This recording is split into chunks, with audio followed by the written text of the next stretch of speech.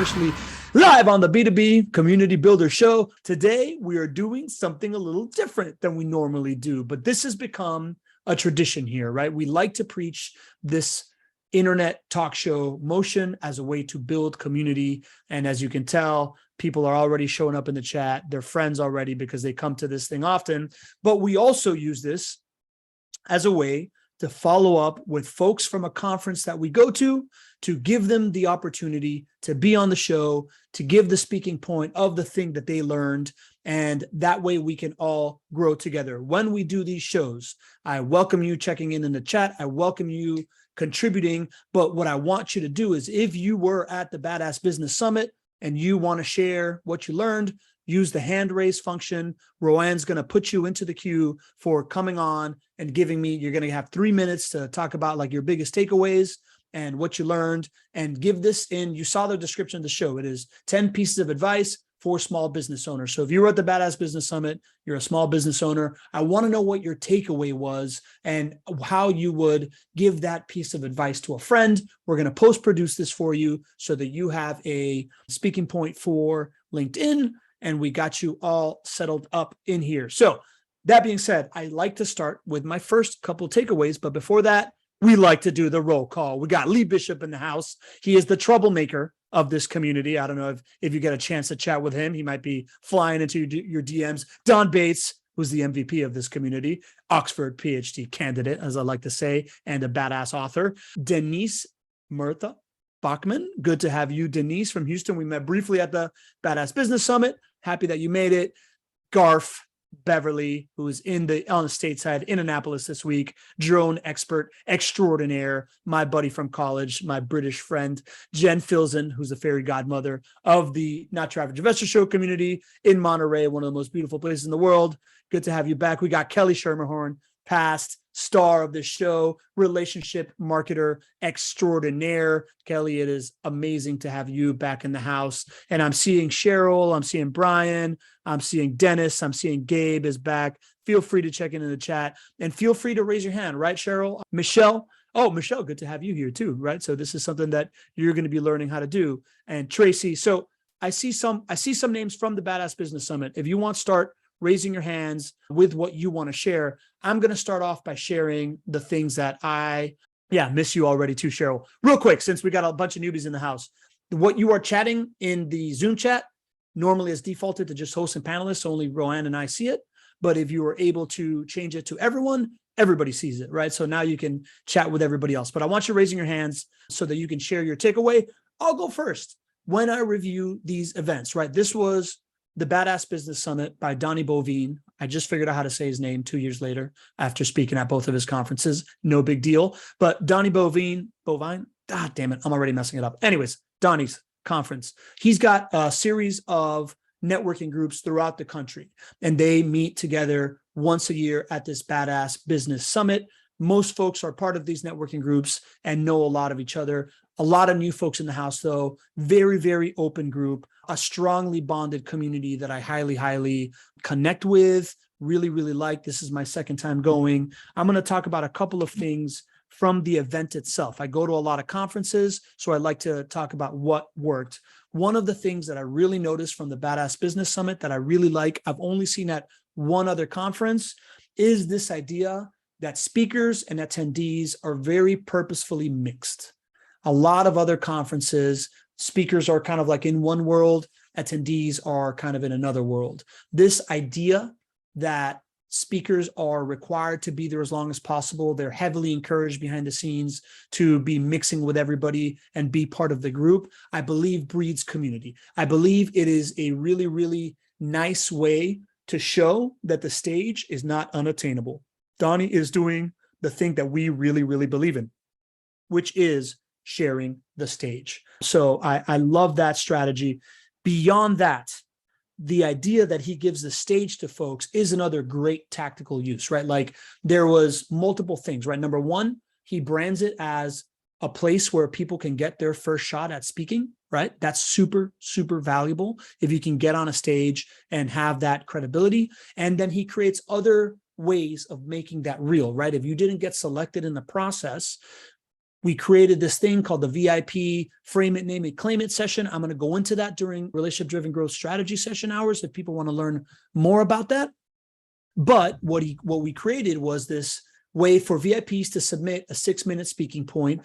A week ahead of time, I jumped on and hosted a training on how to deliver said speaking points. We're going to touch on that again at the end of the show. And then 6 people were selected. 2 of them first time on stage. Really, really great experience. I think that adds a lot of credibility. And then another beautiful thing that Donnie does happened when Lainey was giving her speaking point at our table. He brought her up on stage. She was terrified to speak, allowed her to share the thing that she had learned. And then, because she did a really, really good job and because it was going to push her out of her comfort zone, decreed that she was going to be speaking next year. So I just think that's really, really powerful. If you're a community creator, right, and especially if you're hosting events, you really want to lean into this community thing. And sharing the stage is a really, really powerful way of doing that. So I think that that's going to work out really well for him long term. I'd be remiss to not mention the fact that karaoke bonds people, right? So like, I think we all kind of got into the karaoke event a little weirded out. And for about half an hour, people kind of didn't want to touch it. And by the end of it, there's like people giving each other's lap dances and being really, really silly. And I think it's, karaoke bonds because number one, it's super fun and people really break the mold, right? Yeah, Rachel, I know you know what I'm talking about. Melissa knows what I'm talking about. People break the mold. It also allows people to like be courageous, right? Like this, we get to see growth in person, people acting goofy on stage. That's usually people stepping out of their comfort zone. It leads to bonding, right? So that I think is really, really good as a built into a conference. Couple of things also that I really, really liked from it. One is the lessons learned board, right? So the idea that they set up a board on the side of the room where whenever you took something away, you could take a sticky note and go paste it on that board. I'm hoping that you all that showed up today are going to come up and talk about that sticky point that you put on the board, and you can share that with us because I thought that was really, really valuable. I put a couple up there on the board as well. I think that's a really engaging way of keeping you honest, keeping you up there, and people get to go back and review it. I think it's a wonderful move if you're putting together a conference. The other thing that I really liked is this setting the stage at the beginning of starting a page in your notebook with the 10 takeaway items. I thought was really, really good. And also the idea that there were working sessions, right? Like the idea that these weren't just keynotes, but like Rachel Simon's session comes to mind of all of us stepping up our LinkedIn's live there in person, getting stuff done, right? This is really alluring since you're a busy entrepreneur to be able to be getting stuff done while you're there. And then the last thing that I want to add in that I came up with last minute, because I listened to Priya Parker's book, The Art of the Gathering. How you start an event really matters. A lot of events will start and go immediately into directions and whatnot. If y'all noticed, we immediately went into this like badass creed, right? And the badass creed, everybody raising their hands and saying that I am a badass and I'm going to do this and this, was a way to, number one, get everybody engaged and talking at the same time and like, in one flow. It created a separation we went from passive consumption to active consumption. And on top of that, it allowed us to give directions, right? Within the badass creed were directions of things that you had to know, but you internalize them by repeating them on stage. The book, Kelly, was Priya Parker's Art of Gathering, right? So the book is called The Art of Gathering, and really great strategy on how to bring people together. Last but not least, before we bring Denise up here, Denise, I'm pumped that you're here and I see your smiling face there. I want to bring you on. Kelly, I made it up, right? When I say there was a badass creed, I literally just had everybody repeat after me, and I'd be like, everybody say their name, I'm here because I'm a badass. Everybody said, I'm here because I'm a badass. And I said, everybody's name, will be actively participating on stage, because I'm a badass, right? So everybody kind of like self-identified into the persona and bought into it, promising. And I thought it was a really nice beginning, something I had never tried before. Loved the idea of it. Finally, my action items. This was the first time that, number one, normally I go to conferences and most of the time I am not in the I'm not listening to the presentations. I'm generally networking the whole time. So I listen to more presentations than usual. And one of the things that was also very, very different for me is a lot of conferences have this like mindset section, right? It's like mindset, then it'll be like sales and marketing and processes and blah, blah, blah. This was the first time that I really listened in on the mindset stuff. And it's probably because I'm in this like stage of my business where I'm going through an inflection point. And before I had really discounted the mindset stuff, but this time around, it really hit me, right? So I learned the value of the mindset pieces today, because I guess what I had to learn there was that there's always somebody in the room that needs it. It may not have been me at past conferences, but this time it really was. So the mindset stuff is good. The raw stuff is good. It's going to hit somebody right. And I think other people just kind of get them motivated. The things that I put on the board, right? One was, what are my breaks? What is the thing I really want? That came from, I don't remember who gave the presentation. I think it might've been Lauren Ahman, who was talking about what is that demon inside of your head that's like slowing you down on something, right? Like I internalized the idea that I have stuff that was an active parking brake on the things that I wanted to move forward on, and I had to move past that. Second, don't put your money problems in their pockets. Sell your shit.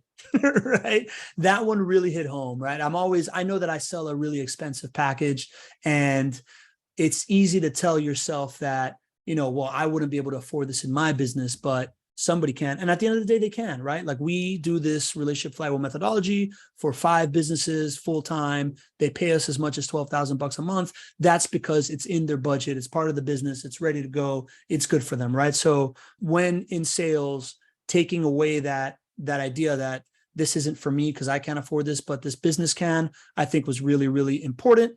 And finally, what I realized is the small business landscape is really, really tight on awareness, sales process, automation, right? So like if you can dial in your marketing piece that allows for people to know that you exist, then you got to dial in that sales process, right? That bucket that takes them from aware of you to knowing what you do and wanting to do business with you. This is where I'm most focused on right now. And then there's the other bucket of automation of what are the things in the customer success that you can apply, right? So I think it's a useful kind of buckets to think of it as a business person, as a small business person, as a small business owner, right? Awareness, this, for those of you that are like Kelly, who's a big time marketer in tech, awareness to me is like this like demand generation piece. It's the marketing. It's where people get to know you, and you also drive demand for that category that you're in. And small business to big business, that takes a bunch of different forms, right? It can be the ads. It can be the thing that we do, right? This talk show that's reaching out to people and publishing on social media. It could also be direct DMs, right? But you got to find a way to get them aware of you. Then the sales process, this is like messy in between, where it's like, you got to really dial in from how you're appearing in people's lives to them understanding exactly what you do and how you can help them, and then making it easy for them to buy is a big part of it. And that's everything from your sales process to how congruent your messaging is on your webpage, to how clear your collateral is that allows people to understand what the product you have to offer, be it a service or a product, and what the benefits are, right? Like I think that is one encompassing kind of like outward ball, plus the actual like, do you have a sales methodology in mind? That was my big takeaway last year, this disqualifying sales process that we created and how you automate pieces around that. And finally, it's the automation that responds to, that is how you can lower your operational burden, right? There is 2 types of scale there. One is human capital, the other is technological capital. And I think we talked about both, from Melanie's stuff on hiring and Kevin's stuff on automation, but you really want to look at it that way. Some stuff you can automate, other stuff you're just going to have to add labor force to put that scale in. And there was a bunch of that stuff in there. So those were my main takeaways. Now I would love for hands to go up and for all of you to share my stage and give us your best. And we're going to start. Denise, I really appreciate the brave first hand raiser, right? Like it's usually, that's the hardest one. So I'm super, super pumped that you're a part of this. Why don't you unmute and give us a couple of your takeaways of what you learned and what was particularly valuable? Yeah, so thank you very much for having me on here, Pablo. And I love the energy and I love the show. So thank you. And I didn't think I was the first one to raise my hand. I just happened to raise my hand, and shame on me for being the first. No shame. Respect. Appreciate it. So what my key takeaways, one of them was, interestingly enough, a quote that you gave us on this stage, and you called either LinkedIn or podcast. I couldn't remember where, and that's why I wanted to clarify the narrative gym for business. Yeah. Do you remember what was that? What was the narrative gym that LinkedIn was the narrative gym? No. So the Narrative Gym is a book by Park Howell that Okay. I highly, highly, highly recommend. It's Okay. 75 pages teaching the ABT storytelling framework. That's the and, but, therefore, that you're going to be able to add into just about all your copy. I know Gareth read it. A lot of people in our community have read it because it's really valuable. Awesome. Okay, Yeah. awesome. Well, thank you for that. But the the main key takeaway that I took and that I got out of the short time I was there, so I had to miss a lot of the fun activities, I guess. I missed out on quite a few. But what I took away was that you really need to make everything you do an experience for your clients. So whether it was the experience of the summit, or it was the experience of listening in one of the breakout sessions. I know you mentioned Rachel's working session that I unfortunately had to miss, but you want to create an experience with whatever you provide your customer, even if it's a simple product. Create an experience that makes them want to come back for more. That was my biggest key takeaway. Nothing that was stated or said. It was just the opportunity that I had in my short little time to feel what I was able to feel and realize it's all about creating experiences. Love that. Love that. That's great. So what's your business, Denise? My business is success in the world of AI. So That's it's right. really, how do you build culture? How do you sell? How do you brand in the world of automation? If we don't try to get ahead of the curve now and change the trajectory of AI, it will change us. And so I really want to make an impact and help others to live in that world and be able to have AI augment what we do and not necessarily replace. I love that, Denise. I think it's, obviously super strong tailwinds for where you're at, and people are, if you're not paying attention to it, there's all sorts of AI stuff that we use in like the content and everything, but the experience piece, that's great that stood out to you, right? Have you read The Experience Economy? Have you ever read that book? I have not. So I'm writing that one down right now. Really great book about that. I couldn't agree with you more. So one of the things that we talked about at the last strategy session that we do right after the show is this idea that, through experience, you can really differentiate yourself as a category of one. And we talked about this. There's this gas station in Florida, and I think in the South, called Buc-ee's. That's essentially it's just a rest stop. But because they've like Disney-fied it, right? They made a mascot. They have all these candies. They have all these things. People like wear t-shirts of it. They swear by it. They stop at all of them. And it's a freaking gas station, right? But through experience, you can really change everything you're doing. How are you thinking about implementing experience into what you're doing? Even in my Cafe I chats that I am trying to launch, I've done some soft launches, but how I'm going to do that is really in the way that I market my business and my services. And I think my Cafe I chats, making them like this, a little bit more of an experience rather than just, listening to someone, but having them enjoy what they have right there in front of them. So then when I'm teaching them about AI or different technologies within AI, they're excited about it and they want to embrace it and adopt it and adapt to it rather than be afraid of it. Love it. Love it, Denise. Denise, how do we join that Cafe AI chat? Lee wants to know. Wednesday mornings, I have my first hard launch tomorrow at Wednesday at 9:30 a.m. Central Time. Love it. Denise, so thanks success in the world of AI. Love it. Thank you so much for joining the show. If you want to put it in the chat for people to register, be happy to do so. We'll put it in the show notes as well. Thank you so much for breaking the ice. Really appreciate you coming on, Denise. Thank you. Awesome. All right. Up next, my favorite LinkedIn expert and the queen of karaoke, Rachel Simon. Do I get a crown? Where's my crown? Yes, karaoke is the best way to bond people. Awesome. Queen of karaoke for the Badass Business Summit. Not a bad nickname. Not a bad nickname. Rachel, what were you gave an awesome presentation on like setting up the LinkedIn profile. I thought it was like the working session itself was super, super valuable.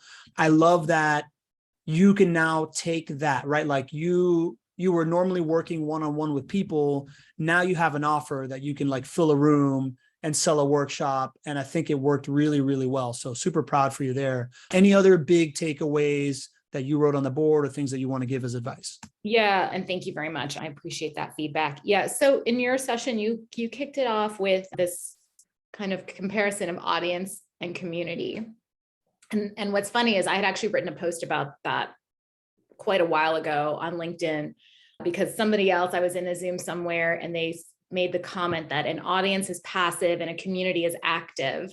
And I thought that was such a great distinction between why, particularly from my vantage point on LinkedIn, people want to build this audience, right? They want tons and tons of followers, but a passive audience versus an active community that active community is so much more powerful. And I feel like that is what we built over the last 4 days at the summit, was this powerful community of people there to support one another through all of the different things that we did, right? So, whether that was the mindset piece of how we all struggle with that inner opponent, like Lauren shared with us, or the sales processes, Donnie taught on sales and Ryan Kastner taught on sales too, of like, how do you build a sales process, which is one of the things I'm working on, and realizing that like, it's something we all struggle with.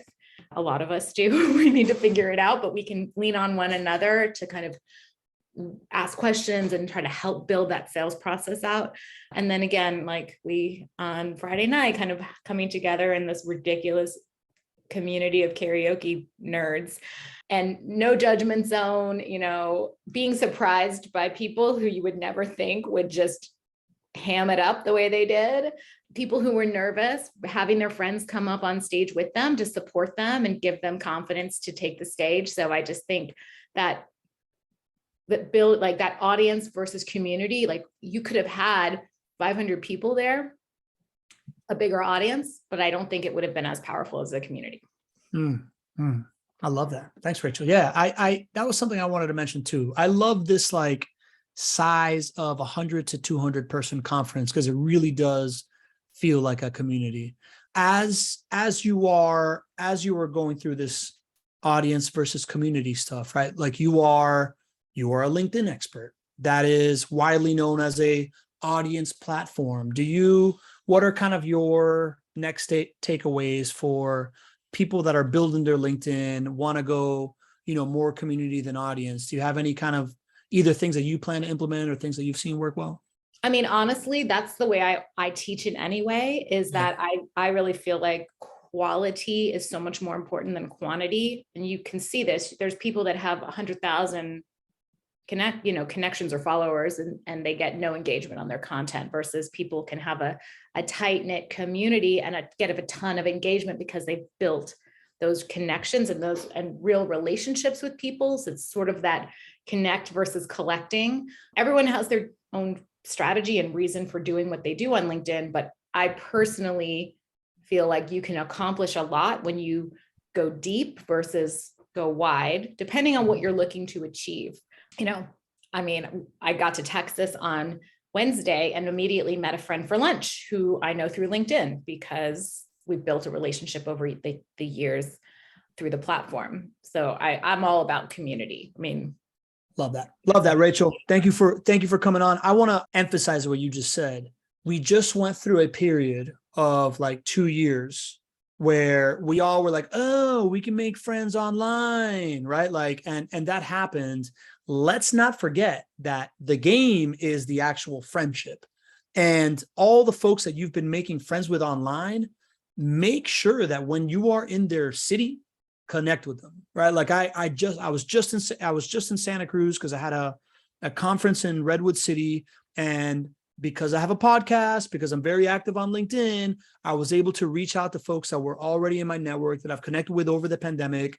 And now that relationship has been completely solidified. And 2 of them are like Silicon Valley legends. And one of them is the head of marketing for like a big software that everybody knows. So make sure that you use the tools at your discretion to make friends online, and then follow up with in-person meetings the moments you can, right? Like either get there a day early and try to plan like a coffee with somebody, or, the other thing that I always do is I try to stay at a hotel that has a good happy hour, or find out about a good happy hour. And the night before, I look at all my LinkedIn contacts from the area, and I reach out to them a couple of weeks prior, and I say, I'm going to be in town. if you're coming for this conference, come meet me here. And I'm also going to invite people that I know from before and create your own little mixer. So that's something that's worked really well for me. Right on. Way to go. And when next time you come to Atlanta, we're going to go get a drink. That's happening. That's definitely happening. Rachel, I appreciate you being here. We'll link to you in the show notes as well. And we'll get you a content piece here. I appreciate you coming. Awesome. Thanks so much. All right. Okay. Up next, photographer extraordinaire, Melissa Henry, who did something really, really interesting that I really admire. She took the opportunity of knowing that she was going to be in the same place as a whole bunch of people and ahead of time offered her services, right? Like as a photographer, as someone that is a professional, you probably have outdated headshots, you probably have outdated website pictures. And Melissa was smart enough to reach out to folks and say, hey, if you want, I can put together this like one-time package that while we're here, we can knock that thing out and turn it around. I really, really admire that like gumption for creating an offer, maximizing on having a whole bunch of people that know you in one event. Melissa, I want to hear how that went for you and any takeaways from the conference. Oh, well, thank you. Well, thank you for that. I wasn't even thinking you'd talk about that. That went really well. I actually had 4 clients from that who we got a chance to really dig into them and their personality and all these things. So I was a little concerned about where we were staying at the conference and whether we'd have some good backgrounds and things like that. But it really turned out really well. It was great. I was real tired though, I have to tell you. Like the learning experience was, okay, you're trying to attend a conference that's like 12 hours long in a day, plus photographing people and all the things. So, but it was all good. The takeaway that I had a couple, and actually I was going to agree with Rachel on this, that the community part of it was the thing. Like I felt like we came in most cases, knowing several people there, if not more, just by virtue of having networked like prior to that within the community. So showing up there already kind of knowing some people then gave you the opportunity to go even deeper with those relationships. So now it's like, I've got some friends there already, and then we can just kind of pick up where we left off. And then we can go deeper on like, hey, you have this problem and how can I help you solve that? So many stuff, like so many big ahas happen, not necessarily just within the, just within the actual sessions, but outside of that. Like I had this conversation with Jennifer out, like we had gone out on Saturday right afterwards, and we were just talking about something, and organically it comes up, and she like introduces me to this thing that I'm getting ready to do. I'm like, oh my God, this is amazing. And then of course, within the actual sessions, I really loved your session because what happened was you explained exactly how you have your whole entire community building set up. And I thought, man, I could do this. It was like one of those moments where it's like, and I don't have to make this hard. Like I can see how it can be easy to implement and execute. And so, yeah, that was those are my takeaways. Love it. Love it. I want to hit on a couple of things. I had a similar experience as you emceeing this thing, right? Like I was very much looking forward to emceeing. And while I've spoken at conferences before, I hadn't emceed like a 3-day event before. And I felt the same way as you, right? Like I felt like I was working the whole time, and it made it really, really hard to also connect with folks. So my head kind of goes to, how do we, if you're approaching it this way, right? Like if I'm emceeing something or putting together an offer that you can service some folks, how do we create some boundaries around the times that you know that you got to be like super active in doing it, and also creating some times to make the most out of the conference is kind of where my head went, right? Like how do we make those buckets happen? If you were to do it again, how would you do your part? I think, and I had this thought, I'm not so sure if I'll do it again. We'll see. Like, I don't know, like, because my business, I have 2 arms of my business. It's not just the photography, it's also the strategy piece too. So, and I'm going much heavier on that side now. And then, hiring other photographers to do some of that photography work. So I think if I were to come and bring my photography skills there, then it would probably be day before, like create a whole thing. Like I just come a day early, and do like bang that out, maybe get an assistant to help me, things like that, and then be able to be fully present. I think that's one thing. The other thing I also thought, and this was something I put in as a potential for next year, is, maybe one less session a day. I don't know. They probably don't want to do that. They're trying to bang out and like give as much value as they can. But I feel like sometimes less is more. Yep. because you just get a little, I don't know, I was exhausted.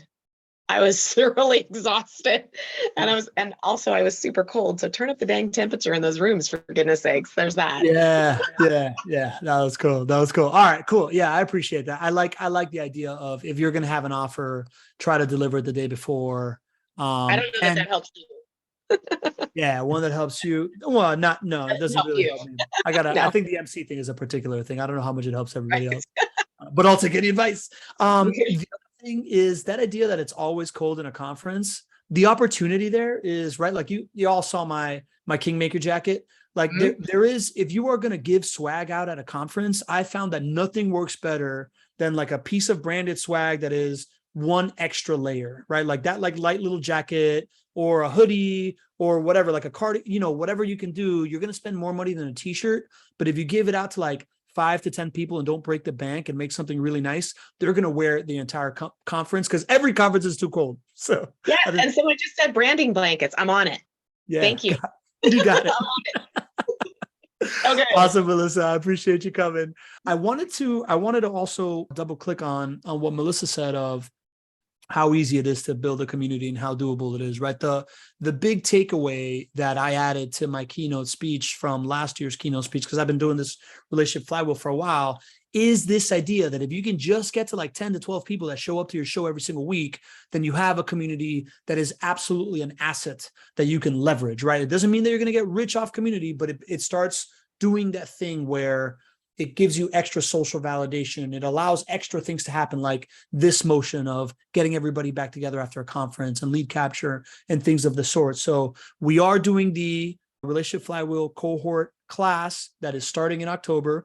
We already have one person from the Badass Business Summit. She's coming up in a second. That's taking it. And we have 6 other really great people signed up. So when we go into strategy sessions, I would love to take any questions on that, but we are getting that going. And we did a discount code. If you were in the Badass Business Summit, or if you're on this call today, if you use the discount code BABS for Badass Business Summit, and Ryan, maybe you can share the website for the bootcamp, you'll get $200 off. So I just want to encourage anybody that's thinking about taking it. You have a content stream that you're already doing and you need it to lead to revenue quicker, this can help. If you have a content stream that is taking you too much time, then you want to build a community, this can help. If you're planning a content stream, you can always take this thing again, but the strategy, I think, is going to get you started in a really, really good direction with all of our templates and SOPs and strategy. But this is not a sales call. So let's move on. I appreciate you bringing it up, Melissa. Cheryl, who I met for the first time, she had just finished coming back from like Techstars, Texas, and she's a big deal. So I'm really pumped that Cheryl is in the house. Cheryl also came up and did her speaking point, super prepared. Cheryl, I would love to hear from you if you want to get off of mute and turn your video on if you're ready for it. Yes, I am. Hello. Love it. It is so good to see you again. I already miss your face, smiling face, and so many other people, because I'm an introvert. And so it's very hard to put myself out there. And it was nice to come in and actually meet different people and sit at different places to where you don't feel like an introvert, right? To where people are actually talking back to you. And so that sense of community. But I kind of wanted to take a different tact on some of the things I learned. And there are some key phrases and things that we talked about that really stood out to me. One was thoroughly understanding biz development. And that was through talks not only with Ryan on the sales pipeline, but certainly with Donnie, and really writing down, what are warm conversations? So what exactly does that mean? And how do you start having them? And what about cold outreach, or what about hand raising? And I was like, hand raising, okay. What do I need to do?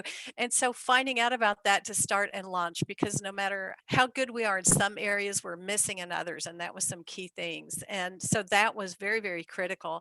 And one of the phrases I wrote down on the sales process is that when we're looking at building these relationships, we're focusing on closure, not a close. And I absolutely love that, because so many people jump into trying to sell something instead of remember the intent is to build a relationship first. And so closure could be, wow, when can we have coffee and talk again? And that is start building that trust and building that relationship for people to do. So that was very, very important. Another phrase takeaway, and I love this because it's what you're doing. It becomes not a podcast or a webinar. It becomes the internet talk show. And so I that just floored me, because to me, it changes the dynamics of the entire thing. It's not me dumping. I've been a teacher for a long time and facilitated. This is now hearing back and then engaging and using all the brains we have and all we can borrow, which, is one of the phrases I like to use.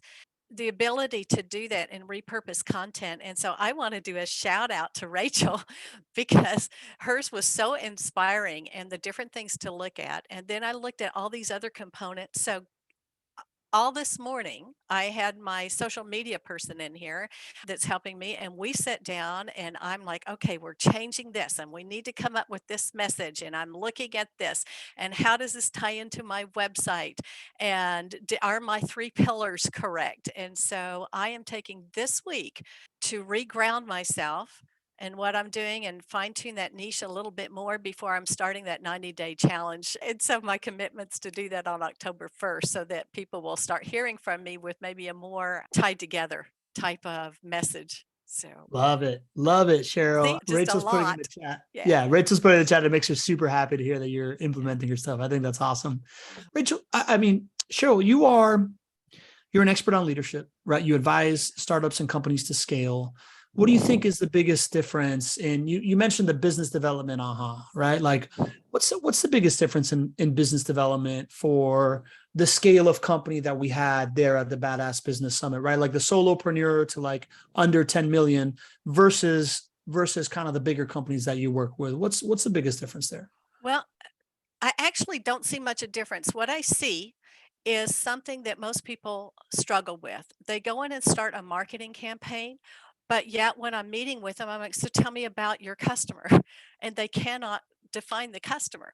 They really don't understand what's the customer's pain. Is that a pain worth paying for that they're recognizing or that you think?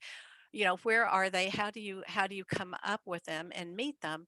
And then because your message has to reflect that. The message doesn't come first. And I have seen that in working with, $10 million companies and up, and I've seen that working with new ones beginning to come out. They're all starting at the wrong place. So we take a step back. Got it. All right. That's really insightful. I appreciate you sharing that. All right, Cheryl. Well, I appreciate you. Thank you. Yeah, I love that you did the speaking point thing, and we're gonna hit that with Jessica also next. But just really great meeting you, and It's great meeting you. too. I applaud you for stepping out of your comfort zone, walking in a room full of people, and applying that. So I hope you're taking care of yourself to recuperate, because I know that that's the big introvert thing. But I appreciate you being there. Well, thanks very much. It's called Bourbon and Sleep. So. There you go. There you go. All right. Up next is Michelle DeNio, who, when I was on stage talking and I said, all right, I got to speed it up. She's like, no, don't speed it up. And that was my favorite. That was my favorite comment of the day. Also super pumped that she is on board with the Relationship Flywheel Bootcamp. That is a great honor. I'm really, really grateful that you trust me with your time and money. And I really want to hear, you are also a scale strategist, right? As a scale strategist, I would love to know your biggest takeaways from the conference. Yeah, it was actually like, I have my notes here, like, because I have so many takeaways. Nice. But yes, growth strategist. But I think just as an overall business summit, my biggest takeaway was I loved that they broke everything into tracks, and they were really truly like the 4 key areas to building your business. It wasn't, I think a lot of times you go to these and they're all either very mindset heavy or sales heavy or some, and this one really touched on all 4 between operations, marketing, sales, mindset. So I loved that. And I loved that they actually identified each one based on, so you could really focus and go to the ones that were where you felt like you were struggling the most. So that was number 1. I have so many takeaways from like every speaker, but I'll try to just keep it quick. I think number 1, my biggest first takeaway that I wrote down, action item, was from Stevie Dawn. and how she talked about how we continually put brakes on ourselves. And that in order to gain momentum, you need to be building speed and you need to be building mass and you need to be continuing to grow, and that we put the brakes on. And I know like we tend to hold ourselves back, and we've talked about finding an accountability partner, and we've talked about finding, somebody, but most of the time when you find an accountability partner, it's, hey, what are you working on? And then you kind of make sure that you're being held accountable to that. I loved when she said, find somebody that you can identify your brakes with and allow them to call you out when you've got the brakes on. And so that to me was so, so powerful, because we often put the brakes on and nobody's calling us out on it. So I found my brake accountability partner. Love, love, love that. Truly my biggest takeaway too, though, was this differentiator between sales and marketing. And I think a lot of people, especially what I see, is that a lot of people view like lead generation, or I'm doing the sales activities, I'm showing up online, I'm creating content. And Steve Wallace said, that's marketing. Marketing is getting names on your list, or getting names in front of you and having names. But sales is actually doing something with those names, getting some point of like getting them to take that next step. And really, what are you doing? And I think that was like, woo, I don't know, it was such a mind, like it really opened me up, because it was like, you're right. I think a lot of what I'm doing is marketing. I don't know that I spend a lot of time on the sales side, unless it's like somebody coming to me, then I can do sales, if they're on the phone, but actually doing the outreach once they're on your list, that was really, really something I had to really think about. I love that, by the way. And That's one of the things that I most, in that conference and in the conference prior, right? The conference prior, I got a lot of signposts of like, dude, if I would have known what you did, I would have hired you a long time ago. And I'm like, oh, okay, I have a gap here. And then I went to the Badass Business Summit, and then they clearly identified that is a gap that exists. The gap, that's why I started with this. Yeah, correct. Yeah, and I think I think it was Donnie that said they only have objections when they feel like they're being sold to, right? And so when you're taking them through the journey and you're just nurturing them, and you have a sales plan, which Ryan's talk on creating a customized sales plan was killer. And really like, so you're not just flying by the seat of your pants, you know exactly what the expectation is. The person on the other end knows the expectation, and you have a plan to walk them through that sales process to get them, like he said, to a place of closure, not closing. And that the whole sales thing was really, really the most powerful. And I think that comes back to the 90 champions, 90, doing all of the activities. Like, how committed are you? Are we doing the thing, or are you really doing the thing? And Donnie's talk on the 2 choices hit home for me so hard about like, you have 2 choices. You can live and love the life you have and turn off the dream, which sounds so harsh. But what he's saying is like, stop wishing for something more. Stop wishing that something could be better when you're only willing to do certain things, and just live and love that life and just be okay with it. But if you can't turn off the dream and that wishing and all of that, then you got to get in the game.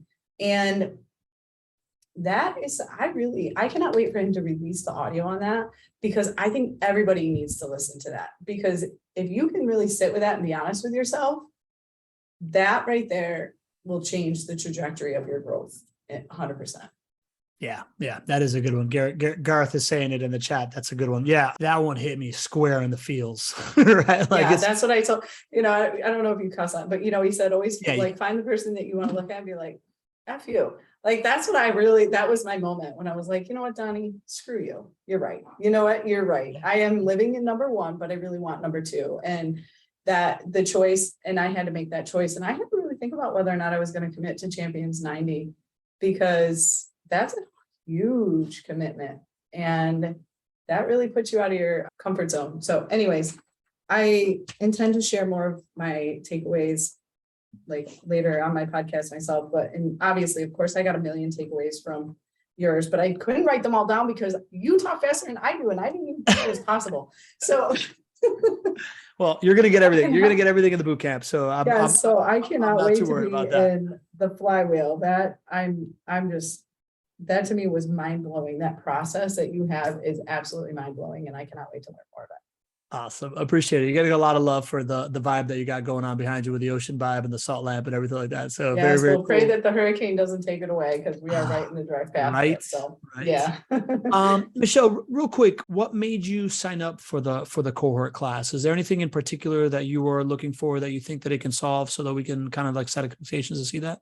I think you and I talked a lot about community. I thrive on community. I love to be able to create community. I have a podcast. I have all of the things, but I don't feel like any of them bring everything together. They are all these individual pieces of like, this exists here, this exists here, this exists, like, and nothing brings them all together. And your process and the way you described it and the way you actually help, like the process and how it helps and actually amplifies you as a brand, but also brings together people in such a beautiful way is just, to me, is like, duh, like, yes, this is exactly it. This is the answer. Like, that's all I kept thinking is like, this is exactly what I've been trying to do. And I don't know how to do it.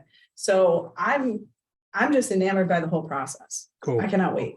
Awesome. I'm excited to hear that because we can definitely, it is built to deliver on that promise. So I'm really pumped to have you on board. I am super, super grateful that you showed up.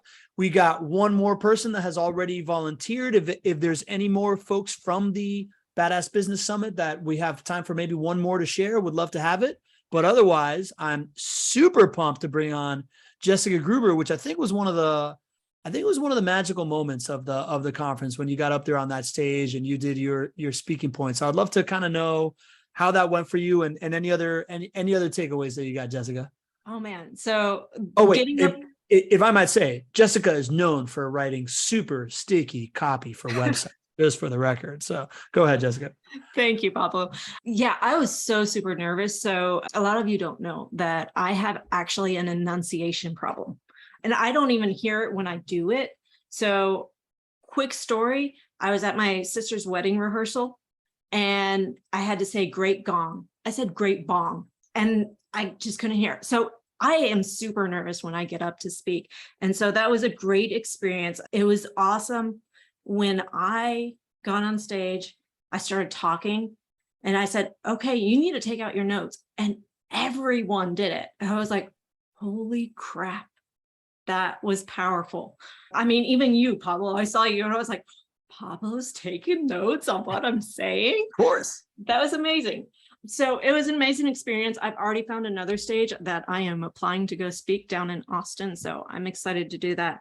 My biggest takeaway was probably going back to what everyone was saying was community. And it really hit home when Melanie was talking about the culture of a company, because right now I'm in a mode where I'm trying to expand and bring more people on to help me, to pull me out of the processes. And I have one specific person that I love working with. And so I just started reflecting on why do I love working on it? And it was this one moment where I had to help him out to get through something. And now he reciprocates that to me whenever I ask him to do something. He's like, I'm on it. Don't worry about it. I got it. So I'm looking to take that and expand it into everyone I bring into my business. Love that. I love that. Okay, cool. So what have you thought through of how you're going to expand that? Expand what? Like the idea of taking that and applying it to everyone in your business. Are you just thinking like outreach and doing favors for somebody systematically? Have you thought about kind of how you're going to implement that? No, this is actually for people that work for me. So the people that come in and help me run my business, because it was very family oriented that I helped him out with. And so now I'm starting to get more personal with my people that I bring in to help me. So I know a little bit more, and it's not just someone I'm sending work to and then they send it back. I want to know what's going on in their life so I can help them when they need that help. Awesome. I love it. That's very cool. And that, by the way, great realization. We don't talk about this very often, right? But like we talk very much about community with your clients and your prospects and stuff like that. I've been hitting real hard the idea of community internally with your team, but forming a community with kind of the team of service providers that you work with, right? Your partnerships, super, super valuable, right? Like I think that can equally be a giant growth lever as much as the other two, based on, this idea that you all have the same types of clients. You can all like do the extra thing for each other and all that stuff, just like community compounds over time to grow each other's business. Yeah, because when you're in the middle of crap, they're going to be the people that help pull you out of it. And so you need that community there to get you through it. Heck yeah. All right, Jessica, well, I super appreciate you coming on. This was awesome. Yeah, thanks for having me. Awesome. All right, up next, we are pulling up Hannah Chapman. And I think, Dennis, you said that it's you're in webinar mode and you don't know how you can change on audio video. If you want to come next, Dennis, just raise your hand. If you can't raise your hand, Royan can still pull you up onto the stage. We just don't like to pull people up without them knowing. But right now, Hannah gave a great presentation of kind of like that tie between like sabotaging yourself and being really, really aware of what your financial plan is and your money goals and all that stuff. Really hit home for me. I realized I got a lot of baggage in that area that I had no idea about, that I was starting to unwind, but your thing really landed for me. So I think it's really, really cool and really grateful you're here. Thank you. It's so good to see you again, Pablo. I missed you yesterday. Right? I had one whole day with no Pablo. It's terrible. I appreciate that. I was at my cousin's bachelor party in Nashville, so I had to, put on which by the way, bachelor party after a 3-day conference is a tall task. I'm struggling today. Right? Yeah. Good job. Good job. So tell us, Hannah, what advice do you have to give of anything that you took away there? Oh man. So yeah, being at the summit was amazing and loved getting to be on stage, mostly because after I spoke, there were so many people that came up and were talking, like didn't just come up to me, like we sat for like half an hour and I got to just, hear their money stories. And then that, like the person across was like, oh my gosh, me too. And that one was like, but this thing, and it just opened up the conversation in such an amazing way. And that's what I feel like that's what I'm here for. So I'm like, yes, that was so beautiful. And my God, I took so many notes from the other speakers. Pablo, I seriously have like 2 pages from, like Michelle was saying, I had to write fast while you were talking. There were so many just golden nuggets in there about building community, right? And like how to really do literally what you're doing right now, like bring people in, like share the stage. And that is how you really like endear people to you, right? And I just love it. You were a master at it. So thank you. I appreciate that. Yeah. And let's see, Eric Rogel, like the difference between wisdom and advice. Oh, tell us more. Talk us through that. Share it with the folks. Yeah. So he was talking about sharing your wisdom and that we all have wisdom to share because we all have a lived experience. And Melanie Boer also touched on this, like the synchronicities between people were just all over the place, but that we listen to people's experience and that wisdom itself comes from us experiencing things. And then we pass that down. And so the next person that gets it, that's knowledge to them. They're getting this knowledge to start from, but then they have to go experience something also. Right. So we're helping them have a better experience through passing on our wisdom. They take it as knowledge, embody their own experience. And then the next time they pass it along, they have, an extra dose of let's do it even better. And that was just like so powerful. I loved that. And I loved his heart on stage. And that was the other piece too. Even, my gosh, Donnie, I feel like was just like pouring his heart out on the stage. He was just like, here is my heart on full display this entire time. And you could just really feel that in the room, and that elevates any space, I think. Love that, Hannah. I'm so glad you brought up Eric's speaking thing, because I got a lot out of that too. And I want to kind of tie it into everything that you just said. You highlighted this idea that it's really valuable to speak on a stage, right? Like your experience that you had of being able to present your wisdom and then, come down and have a line of people, similar to the experience that I had of, everybody saying such nice things of what I talked about, really elevates your status in people's minds. And it's as a business owner, as a, somebody that's trying to move up in your career, it is really worth your while to work on that skill set, right? Like, so the idea of applying at these smaller conferences to speak, really valuable. Toastmasters, if you there's a Toastmasters chapter within a stone's throw of you, no matter where you are in the world. Super, super good investment of time. I also like to tell people that going live on Facebook is like the new version of like public speaking. You have that available to you always, right? So sharpen that skill set. And to encourage you to sharpen that skill set, this thing that Eric Rogel gave, the idea that we often feel like imposters when we're giving advice on something, we want to reframe this idea of like, it's not knowledge that you're giving. You were speaking from the wisdom of experience, and you're not beating people over the head of what they should do, but you are sharing what you've gone through. You are adding value into the world. I thought was amazing. Yeah, really good stuff. Oh, love it. Absolutely. Absolutely. Awesome, Hannah. Well, we're going to post-produce this for you, give you the gift. I appreciate you being on. This was awesome. Thank you. Good to see you.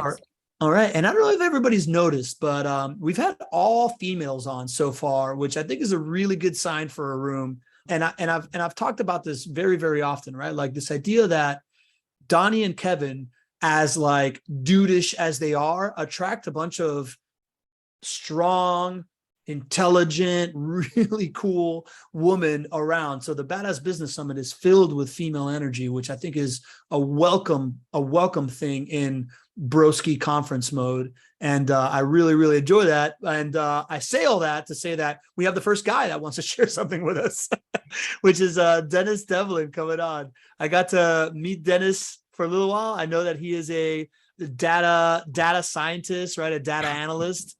Something like that, right, Dennis? Well, that's in the ballpark. All right. Tell us you, more, man. I'll give you some credit. Yeah, so my background's in marketing and branding research and related strategy. But I deal with data. That's close enough. All right. Well, tell us, what does the data say? What does the data say? Yeah, what does the Badass data Business say? Summit? What'd you take home, man? Well, yeah, as others have mentioned, there were so many takeaways, but what I want to, I think, just share are really from the outset, when Stevie Dawn talked about the 3 M's for unstoppable success, right? That we really need all 3 of these M's. We need mission, we need motivation, and we need momentum. That it's like the trifecta, right? To have all of those working for you to move your business forward. I just thought that was a great way to start the conference, to start the summit. I think it started getting our minds aligned with what we're going to continue to hear the next 3 days. So I found that incredibly helpful. She also shared about finding your true why. And, when we are, business owners, entrepreneurs, I think that so often we're told about, you gotta share your why, right? That's going to motivate us. And I thought going into the summit that I knew what my why was. But then I heard her talk about it, and I'm like, I'm not there yet. I need to go deeper. It needs to be much more emotive. You need to start, crying over it. And that's when you finally know you've hit it. And so ever since she gave that talk, which just was a great way to, I think, to start the summit. She clearly knows what she's doing on stage. I've been thinking about it, and I'm working on it, right? One of my big takeaways was that I needed to do that because in order to really fully reach sort of my potential as an entrepreneur and a business owner, I need to go deeper. I needed to go deeper so that I have, not only my mission, my motivation, but also the momentum to do so. Man, that's a good one. I appreciate that, Dennis. Yeah, that the why thing, it was kind of awesome how many people cried from stage at this thing. Right? Like, from having whys, and it really makes you think, like, if you're bringing that power to business, it's gonna really make a difference. Real quick, give us the 4 M's again.